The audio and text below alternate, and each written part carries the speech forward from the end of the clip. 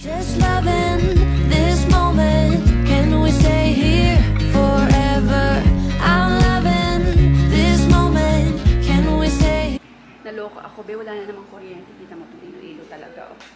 Kain muna tayo. At alam nyo ba guys, hindi ako nakapag-vlog kanina. Welcome to another vlog. Inatake ako ng dysmenorrhea. First time ever. Siguro mga last na inatake ako ng dysmenorrhea is yung honeymoon phase namin. Kasi wala pa akong baby. Yun, naalala ko doon yung pinaka-last kong grabe. Doon din ako sa ospital kasi guys, actually yung dysmenorrhea ko, grabe.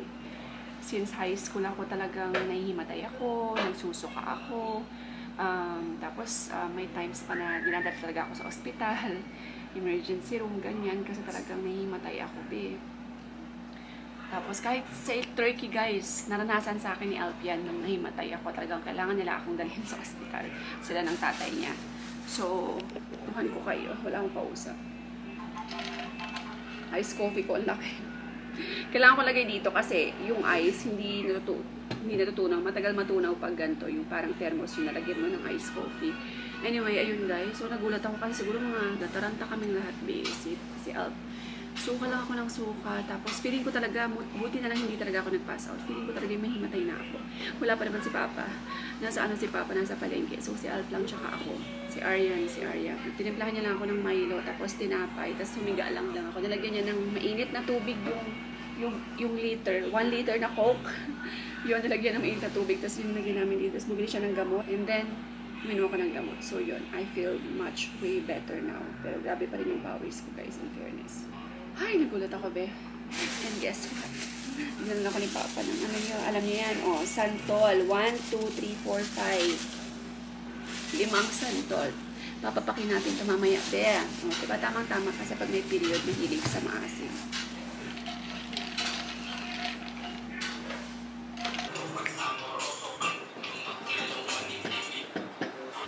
Who is that? Hi. You cannot see yourself like that.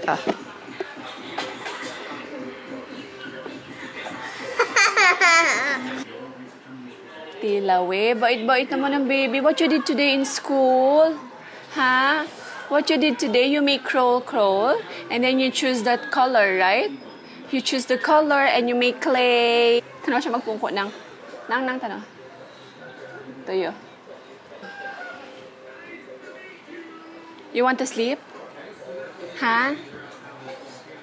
After that, he take it off. Everything. Aryan, what is this? Huh? Why it's so messy? Guys, ano yun guys? What? Am I guilty? It's my You're fault. the guilty one. If you check, Then you guys. he put everything inside machine. After that, he decided to wear this one. These are. Guys, close niya yung... No, not inside. So, gusto niya talaga tong kite. Copy muna tayo, guys. Anyway, pinagligpit ko si Arya. Nash? No? All this one, you know where to put this one, right? The stuffed toys here, okay? All the stuffed toys. See, Arya is so nice. See, she helped mommy.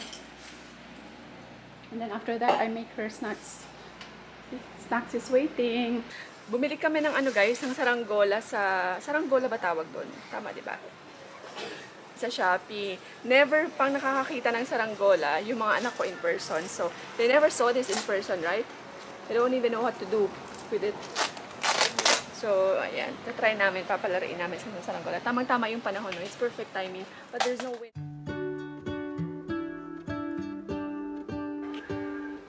Yeah, but there's no wind. Wow! See?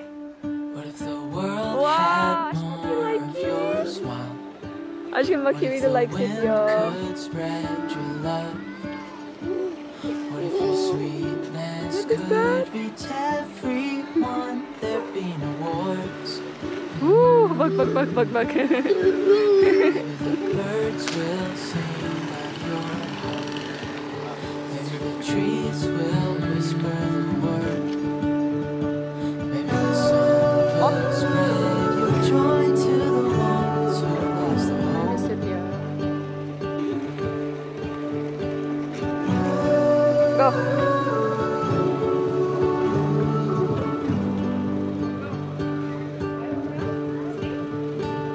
fill my head with roses. I can't help but dream away, standing on a field with you and flowers everywhere. Maybe there is a star with your name. One thing I know is that there should be. There is no one who has a heart as pure, no, not like yours.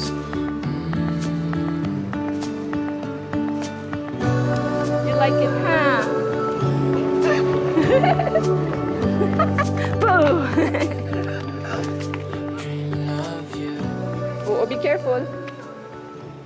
Walang ano be, walang hangin. Yung tapos ang daming ano, ayan no, ang daming mga kuryente. Kaya hindi kami makapalipad ng mataas kasi ano tawag dito, isasabit. Guys, ayan na yung ulan. Feeling ko sana talaga umulan ng malakas kasi gusto namin paliguin ko rin yung mga bata. Guys, sobrang lakas ng ulan. Sarap ng tulog.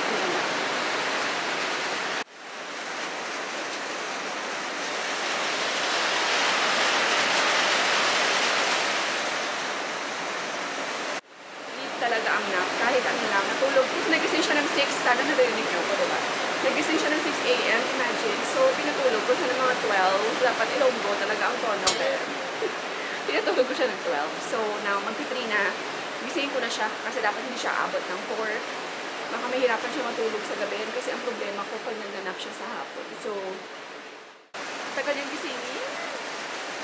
Snack time, baby! Uy, susa! Itsura naman ng baby na yan, oh. Good morning to them. Good morning. Wala na ikaw, baba. Ano ba yan, ha? Ano ba yung baba niyan? Kiss na. 2 hours later.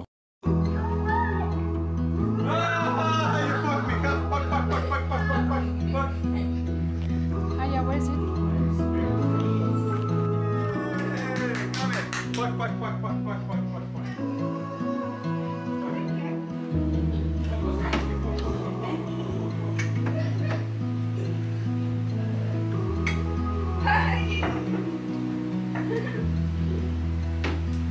Ala na, patay, ha? It's raining. I had to do